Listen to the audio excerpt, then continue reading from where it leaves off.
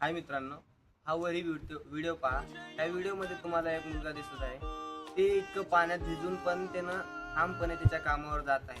हे कोणत्या कारणासाठी? हे त्याच्या काहीतरी त्यांच्या खांद्यावर जबाबदारी आहेत आणि ह्या जबाबदारी उचलण्यासाठी त्यानं काम करत आहे।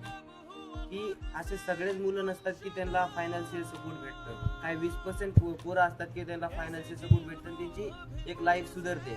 जसे की आता हे हिरोचे मुलं किंवा दुसरे मोठ्या माणसांच्या मुलांना काही वाटत नाही, पण गरीब घरांच्या मुलांना त्यांच्या खांद्यावर जबाबदारी आल्यानंतर त्यांना जबाबदारी उचलाच लागतात। असे काही मुलं असतात की त्यांना जबाबदाऱ्या उचलाव्या लागतात। आणि तर मित्रांनो, मुलांची लाईफ एवढी सोपी नसते। मुलांच्यावर काहीतरी जबाबदाऱ्या असतात। मुलं काही ना काही करून आपल्या घरांचे सपोर्ट किंवा आपल्या घरांवर अवलंबून नसतात, ते स्वतःवर अवलंबून घरांच्या जबाबदारी आपल्या खांद्यावर घेतात। कारण की त्यांना अनुभव असतो की आपल्याशिवाय घरामध्ये करणारं कोणी नसतं।